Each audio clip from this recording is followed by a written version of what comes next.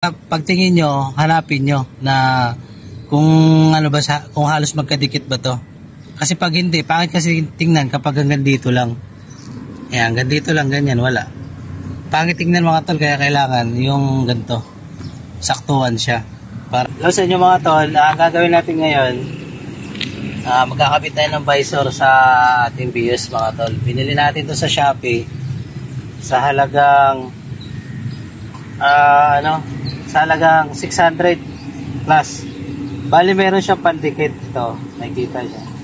Tatanggalin nyo lang tong pinaka double sided niya, tapos didikit na siya.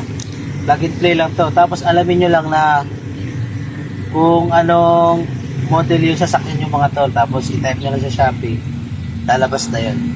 Kasi ito kasi model 2022 BIOS XLA, kumbaga fit na fit siya. Hindi kasi lahat ng BIOS fit to eh. Meron kasi itong by model.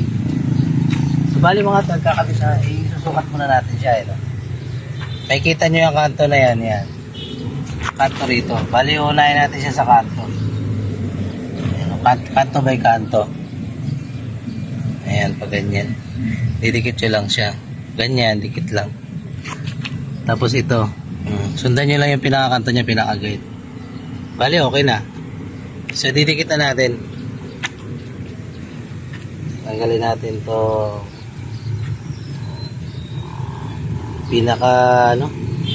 pinaka-dikit. Malikot. Panghirap tanggalin ng pandikit. Dikit na dikit talaga siya. So ito na. Pinaka double sided niya mga tol. Kakabitan natin to kasi nga kasi yung pag maulan, magbubukas tayo ng bintana. Pag umuulan, papasok yung ulan sa loob. Saka hindi lang doon yung ang kaganda lang nito, parang dagdag forma din siya mga tol. Medyo mahirap tanggalin. Nasa 600 lang to mga tol. May tag pa 500, pero piliin nyo yung pinakamagandang review at maraming nag-order. Yan. So ganito lang mga tol, pakita mo tong kanto na to. Yan, itong kanto na to, pati yung kanto na yan. Didikit, unahin muna dyan sa may kanto. Okay. Hit na siya. Tapos dito. Dito ka banda. Tapos ito yung nakikita nyo yung kanto na yan. Kanto rin dito, yan.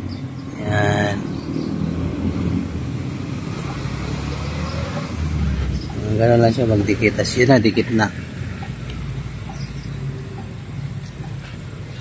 Okay. Tapos kukuha kayo ng basahan. Gaganunin nyo siya ng basahan. Ayan.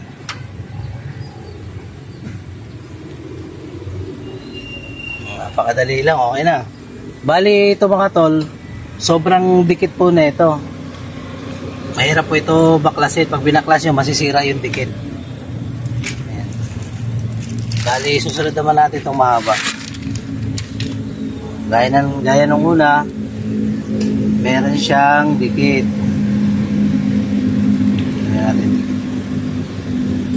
Medyo mahirap tanggalin yung dikit niya mga tol kasi nga napakatibay na natin.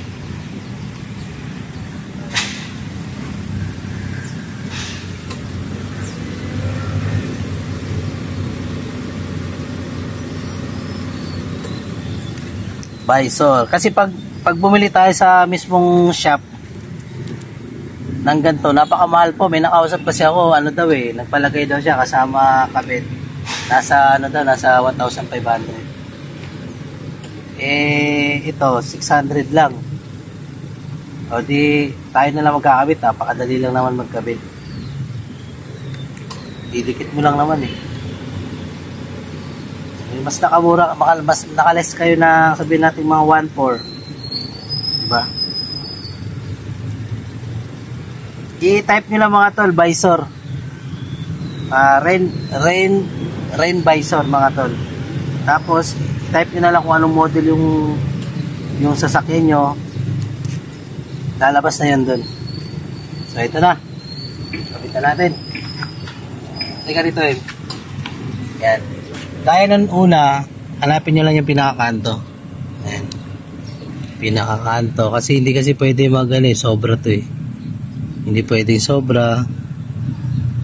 Hindi rin siya pwedeng kulang. Tapos dito ka sa gilid.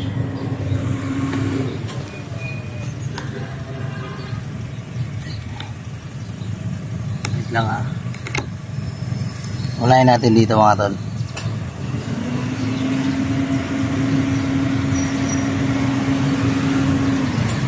Yan, meron siyang mga tol ito. Ito meron siyang pinakahulmahan na nakadikit dito. Kita? Na nakadikit dito. Kasi hindi naman po pwedeng sakto dyan. Nakadikit yan, kumbaga 0-0 yan. So ayan o. Dikit nyo lang yung ganyan mga tol. Tapos dito, sa kanto rito. Kabila. Oops.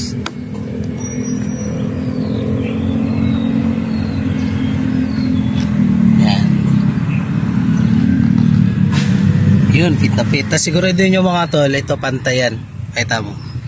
Itong nasa dulo na to. Siguraduhin nyo na pantayan mga tol kasi para hindi siya pangit tingnan. So ayan, okay na. Naikabit na natin. Saan natin siya ididiin gamit ang basahan.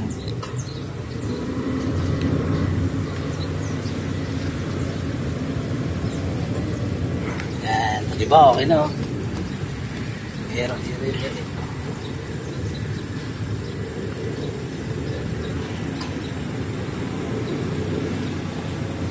alam mo ka tol, lapit po rito eh. Kapag bibili kayo ng visor, tingnan nyo yung review. Kasi meron kasing iba kasi na ang visor hanggang dito lang. Lapit po rito. Hanggang dito lang yung hanggang dito lang yung visor niya, hindi siya umaabot dito sagad. Kaya pagtingin nyo, hanapin nyo na kung kung halos magkadikit ba to. Kasi pag hindi, pangit kasi tingnan kapag hanggang dito lang. Ayan, hanggang dito lang, ganyan, wala. Pangit tingnan mga tol, kaya kailangan yung ganito. Saktuhan siya para maganda tingnan. So hanapin nyo lang sa Lazada, sa Shopee, rain visor. Tapos alamin nyo kung anong model yung sasakyan nyo mga tol.